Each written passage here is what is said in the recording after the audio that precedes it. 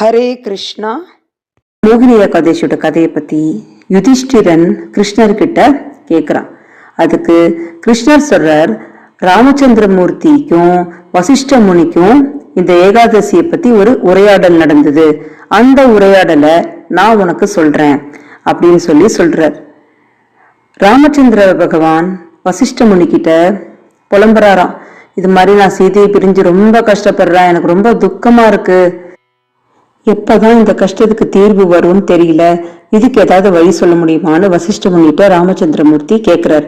அப்ப வசிஷ்ட முனி சொல்றார், உன்னோட ஒரு பேர் ராமா அப்படிங்கிறது பல ஜென்ம பாவத்தை விளக்கும், இருந்தாலும் உலக மக்களின் நலன் கருதி நீ இதை கேட்கிற அப்படின்னு எனக்கு புரியுறதுன்னு சொல்லி ஒரு கதையை சொல்றார். அந்த கதையில திதிமான் அப்படிங்கிற ஒரு ராஜா பத்ராவதி அப்படிங்கிற ஒரு அழகான ஊரை ஆண்டு வந்தாராம். அந்த ஊர்ல சரஸ்வதி நதி ஓடுறது. அந்த பத்ராவதிங்கிற நகரத்துல ஒரு வணிகன் இருந்தான். அவன் பேரு தனபாலா. அந்த தனபாலா ரொம்ப ரொம்ப பக்தியுடையவன். யார் மேலனா விஷ்ணு மேல ரொம்ப பக்திகரமா இருப்பான். அவன் மிகப்பெரிய பணக்காரன். அவனோட பக்தியின் காரணமா அவன் தர்ம சிந்தனை நிறைய இருந்ததுனால அவன் நிறைய தான தர்மங்கள்லாம் பண்ணான். குளம் வெட்டுறது, கிணறு வெட்டுறதுன்னு பல நல்ல காரியங்கள்லாம் பண்ணிட்டு இருந்தான். அந்த தனபாலாக்கு 5 குழந்தைங்க இருக்கு. அது யாருன்னா சுமானா, திதிமான், மேதாவி, சுக்ரிதி, திருஷ்டபுத்தி அப்படின்னு 5 பேர். இதுல திருஷ்டபுத்தியை பத்தி தான் நம்ம முழு கதையும் போக போறது. திருஷ்டபுத்தி அப்படிங்கிறவன் ரொம்ப ரொம்ப ரொம்ப ரொம்ப கெட்டவன். அதாவது என்னென்ன பாவங்கள்லாம் செய்யக்கூடாதோ, எல்லா பஞ்ச மகா பாபங்கள்லாம் சொல்லுவா இல்லையா, அதெல்லாம் கூட அவன் தினம் தினமே செய்வானாம். அப்புறம் பிராமணர்களை இழிவுபடுத்துறது, தேவதைகளை இழிவுபடுத்துறது, மூதாதையர்களை இழிவுபடுத்துறது, அப்புறம் வீட்டுக்கு வர விருந்தாளிகளை இழிவுபடுத்துறதுன்னு எல்லா விதமான காரியங்களும் பண்ணிட்டு அவ அப்பாவோட சொத்தை நல்லா கரைப்பானாம். அப்புறம் தேவையில்லாத உணவுகள், தொடக்கூடாத சாப்பிடக்கூடாத உணவுகளை சாப்பிட்டு போதைப் பொருட்கள்லாம் அடிமையாகி ரொம்ப ரொம்ப மட்டமா கீழ்த்தரமான புத்தியுடையவனா அந்த திருஷ்ட புத்தி அப்படிங்கிறவன்.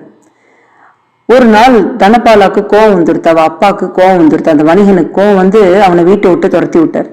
வீட்டை விட்டு வெளில போன்னு சொன்னோன்னே அவன் என்ன பண்ணானா, அந்த தாசியோட அந்த ஊர்லயே ரொம்ப ஃபேமஸான ஒரு தாசியோட தோல் மேல கை போட்டுட்டு சுத்தின்னு இருந்தானா. இதை பார்த்து அந்த தனபாலாவோட சொந்தக்காரர்களுக்கெல்லாம் கோவம் இது மாதிரி அவனை ஊரை விட்டு துரத்தினா சொல்லி எல்லாரும் சேர்ந்து அவனை ஒதுக்கி வச்சுட்டானான். ஒதுக்கி வச்சதுல அவனுக்கு சோறு தண்ணி கிடைக்கல, சாப்பாடு கிடைக்கல, எதுவும் கிடைக்காம அவன் காட்டுக்குள்ள என்ன பண்ணா, இருக்கிற விலங்குகள்லாம் வேட்டையாடின்னு இருந்தானா. எந்த விலங்குன்னு பாக்குறது கிடையாது, எல்லா விலங்கையும் வேட்டையாடின்னு இருந்தானா. இந்த சிங்கம்லேருந்து கரடியிலேருந்து ஈவன் ஓனாயிலேருந்து எல்லாத்தையும் வேட்டையாடிட்டு பறவைகள்லாம் கூட விட்டு வைக்கல. அதாவது சில பறவைகள்லாம் வேட்டையாட மாட்டான், அதை கூட வேட்டையாடிட்டு இருந்தானா. இந்த மயில், அப்புறம் புறாக்கள், சக்கோராஸ்னு சில பல பறவைகள்லாம் இருக்கு, அதுலேருந்து எல்லாத்தையும் வேட்டையாடி சாப்பிட்டுட்டு இருந்தானாம். இது மாதிரி அவனோட பாவ மூட்டை அடிக்கின்றே போறான்.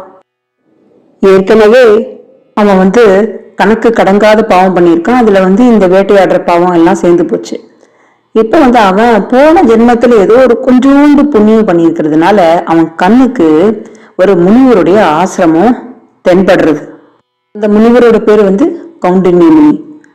அந்த முனிவர் அப்பதான் கங்கையில குளிச்சுட்டு ஜஸ்ட் ஈரம் சொட்ட சொட்ட நிக்கிறார்.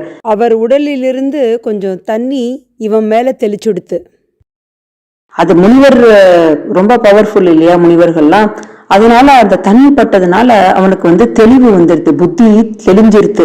இத்தனை நாள் நம்ம பாவம் பண்ணிருக்கோம், புத்தி தெளிஞ்சு கௌண்டின்ய முனியோட காலில் வேறான். இது மாதிரி நான் பண்ண பாவங்கள்னால நான் இப்ப ஏழ்மையில வாடுறேன், சாப்பாட்டுக்கு வேட்டையாடிதான் சாப்பிட வேண்டியிருக்கு, இதுக்கு இப்ப நான் என்ன பிராயச்சித்தம் பண்றது, நான் செஞ்ச பாவத்துக்கலாம் அப்படின்னு சொல்லி கேட்கணும் அப்படிங்கிற அறிவு அந்த முனிவரோட தண்ணி பட்டு வந்துருது. அதுக்கப்புறமா ஒன்னும் கவலைப்படாத, நீ மோகினி ஏகாதசிய நான் சொல்ற ரூல்ஸ் எல்லாம் ஃபாலோ பண்ணி நீ இருந்தேன்னா பாவத்துல இருந்து வெளியில வரலாம் அப்படின்னு சொல்றார். அவனும் முனிவர் சொன்ன மாதிரி முறையோட விரதம்லாம் இருக்கான். விரதம்லாம் இருந்து அவன் பாவத்திலேருந்து வெளியில ஒரு ரொம்ப ரொம்ப அழகான தேகம் அவனுக்கு கிடைக்கிறது. அந்த தேகத்தோட ஒரு தெய்வ ஸ்வரூபம் மாதிரி ஒரு தேகம் கிடைக்கிறது. அந்த தேகத்தோட அவன் கருட வாகனத்துல ஏறி மேல் லோகத்துக்கு போறான் அப்படின்னு சொல்லி வசிஷ்ட முனி ராமச்சந்திர பகவான்கிட்ட சொல்றார். இது மாதிரி மோகினி ஏகாதசி நீயும் இரு, உன் துக்கத்திலேருந்து வெளியில வரலாம் அப்படின்னு வசிஷ்ட முனி சொல்றதா சொல்லி கிருஷ்ணர் யுதிஷ்டரன்ட்ட சொல்றார். இது எந்த புராணத்துல இருக்கு இந்த கதைனா கூர்ம புராணத்துல இருக்கு. சோ கிருஷ்ணர் என்ன சொல்றாருன்னா, இந்த ஏகாதசியோட பலனை படித்தாலும் சரி கேட்டாலும் சரி, இது எதுக்கு ஈக்குவல்னா 1000 பசுவை தானமா கொடுத்தா என்ன பலன் கிடைக்குமோ அந்த பலன் கிடைக்குமா. இந்த ஏகாதசியோட கதையை கேட்டாலும் சரி படிச்சாலும் சரி கிடைக்குமா. இந்த ஏகாதசியோட பெருமை வேற எதுக்குமே இணையாகாதான். அதாவது தான தர்மங்கள், அப்புறம் யாத்திரைக்கு போறது, யாகம் ஹோமம் பண்றது, இதெல்லாம் இந்த ஏகாதசியோட 16ல ஒரு பங்குக்கு கூட இணையில்லை அப்படின்னு கிருஷ்ணர் சொல்றார். ஸோ நம்ம எல்லாரும் மோகினி ஏகாதசியை இருப்போம், அவரோட அருளை பெறுவோம். ஹரே கிருஷ்ண கிருஷ்ண கிருஷ்ண கிருஷ்ண ஹரே ஹரே, ஹரே ராம் ராம ராம ஹரே ஹரே.